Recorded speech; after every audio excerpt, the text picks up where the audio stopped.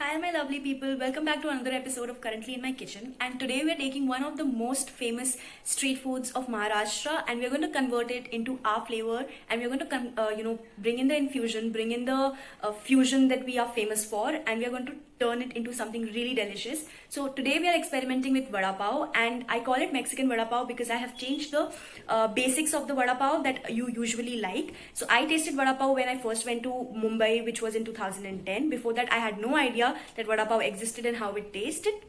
And I think I've had vada pavs in Delhi and Calcutta and Bombay, but the most authentic of the taste was obviously in Bombay. But today we're gonna change it completely. I'm calling it vada pav because we're keeping the three parts: the vada, the pav, and the gunpowder intact. But we're changing what and how we see these three elements of the vada pav. So I have baked pavs at home, but you can easily find the pavs in the market, as well as the sauce. I've made a pizza pasta sauce or a marinara sauce at home from scratch, but again, you can find this. The replacements are quite available in the market. You can find it easily, and you don't need to hustle as much as I did.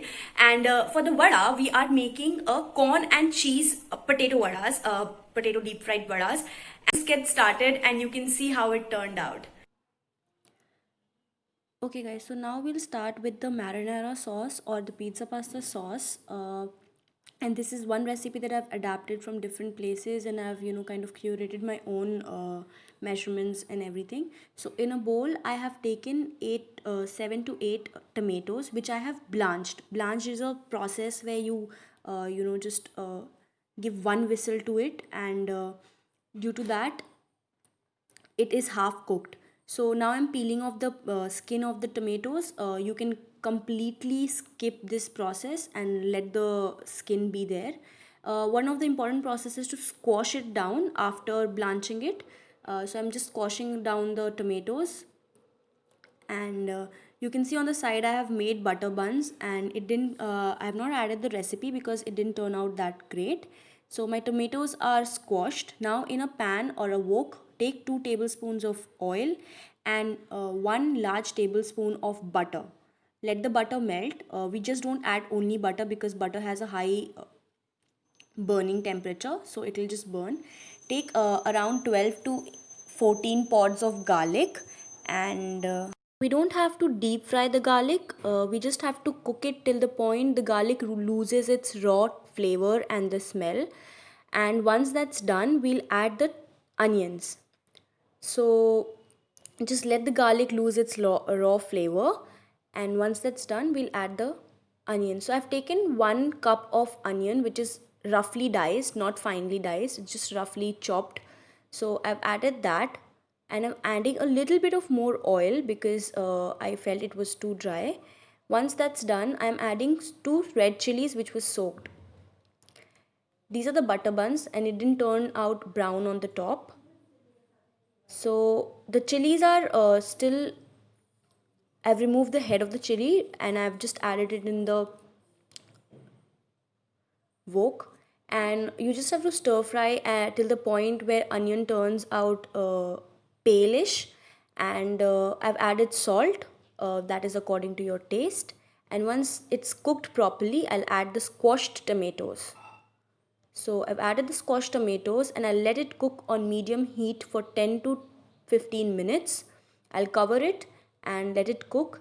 By that time, let's prepare the potatoes. So I have grated 1.5 potatoes, and it has turned out dark blackish because I kept it out for too long. So now I'm just gonna take the grated potatoes. You don't have to boil it, just grate the raw potatoes. Peel the skin and grate the raw potatoes. And now I'm removing the starch from the potatoes. So potato has a lot of water or starch content, and we need to remove it.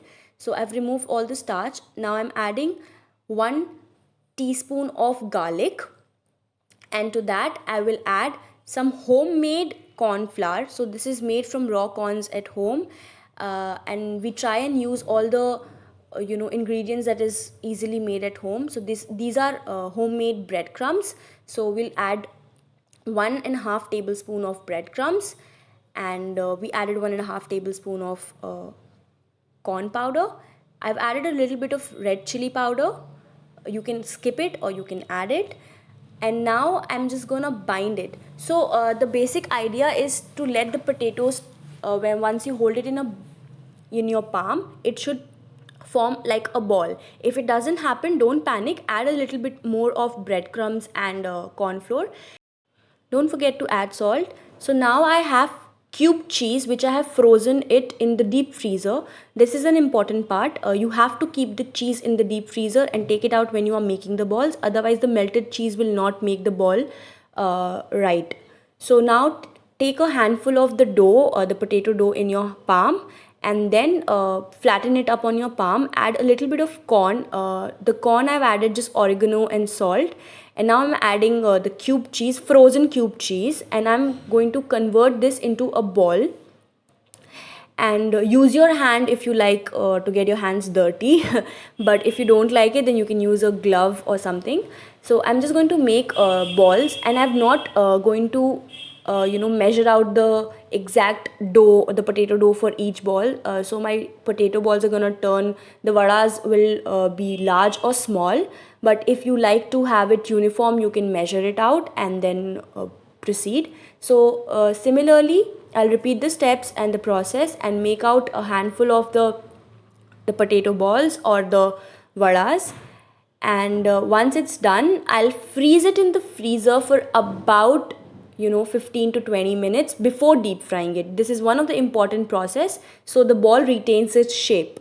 So after I've taken it out from the deep freezer, and let's get back to the sauce. It's been cooling. So after we have stir fried the sauce, we have grinded it in the mixer grinder, and now we are putting it back on the stove, and we are going to stir fry it a little bit more. So for about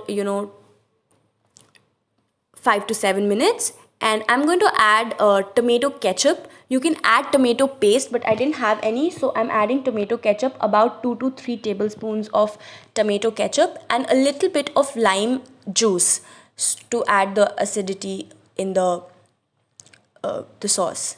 The sauce is done. I've set it on heat, and now I'm going to fry these frozen balls into. I've added quite a lot of oil in a wok, and I'm going to deep fry these balls until they turn golden brown, and then we are good to go. So now I have the buns. I have just toasted the side of the bun on a pan because it didn't turn out brown on top because I made the buns on stove.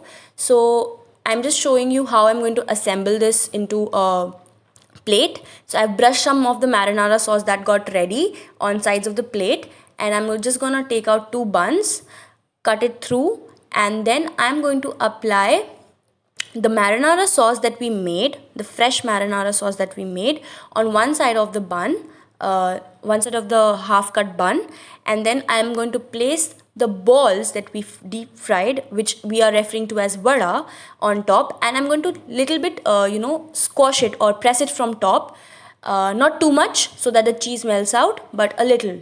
And the leftover corn, I've just added mayo to it, and I'm going to add it on one side, and this is how the final plate looks. If you do try this recipe, let us know in the comment section below, and please don't forget to subscribe. Thank you for watching.